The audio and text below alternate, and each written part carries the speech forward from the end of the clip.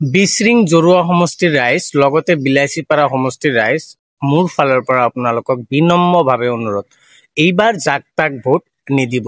যোৱা MP ইলেকশ্যনত আপোনালোকে ৰকিবুলক ভোট দিছিলে আৰু বহুত ভোটত জিকাইছিলে যে ৰকিবুল ভাল বুলি। সেইটো হিচাপত ৰকিবুল কি কৰিলে আপোনালোকে গমে পালে। মানে এনেকুৱা লাগিছে যে ৰকিবুলক ভোট দিয়া হৈছে মানে নিজৰ টিকা দি নিজে বাহ দিয়া হৈছে। এইবাৰ আৰু এজন ওলাইছে, আলী আকবৰ মিয়া। আপোনালোকে সবে চিনি পায়, ডাঙৰ ডাঙৰ লেকচাৰ মাৰে আলী আকবৰ মিয়া। ইহঁতে কিন্তু একচুৱেলি প্ৰকৃত নেতা নহয়, ইহঁতে খালি লেকচাৰহে মাৰিব পাৰে। বহুত ডাঙৰ ঘৰৰ মানুহ, মানে সিহঁতৰ পইচা বহুত আছে। সেইটোৱে ক'ব যে মই ধনী ঘৰৰ মানুহ, মোৰ পইচা বহুত আছে, মই চব কৰিব পাৰো, মই অমুকক মাৰিব পাৰো, তমুকক মাৰিব পাৰো। আলী আকবৰ মিয়াক ভোট নিদিব। আলী আকবৰ মিয়া আৰু ৰকিবুল হুছেইন এইবিলাক হ'ল বিজনেছমেন। ইহঁতে বিজনেছ কৰিব আহে।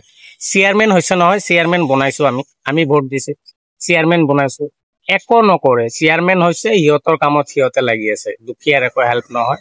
এনেকুৱাই আৰু।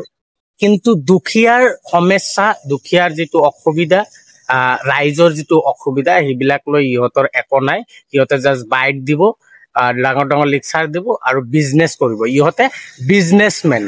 চ' বুঢ়াও হ'ল বাৰু, ইহঁতৰ বয়স হৈ গ'ল, ইহঁতে ৰাজনীতি এতিয়া মোৰ হিচাপত কৰিবই নালাগে। আমাক এতিয়া ইয়ং নেতা লাগে। ৰাইজৰ বাবে নেতা হ'ব যিহঁতে আহে, সিহঁতক আমি নেতা বনাব লাগে। যিহঁতে ৰাইজৰ দুখ বুজি পাব, যিহঁতে ৰাইজৰ সমস্যাবিলাক বুজি পাব, যিহঁতে দুখীয়া মানে কি বুজি পাব, সিহঁতক নেতা বনাব লাগে। যাৰ কাৰণে মোৰ ফালৰ পৰা বিনম্ৰভাৱে অনুৰোধ কৰিছো আপোনালোকক, বিশৃং জৰুৱা সমষ্টিৰ ৰাইজ আৰু বিলাচীপাৰা সমষ্টিৰ ৰাইজ, আপোনালোকক মই অনুৰোধ কৰিছো যে এইবাৰ নেতাটো আপোনালোকে ভালকে বনাওক।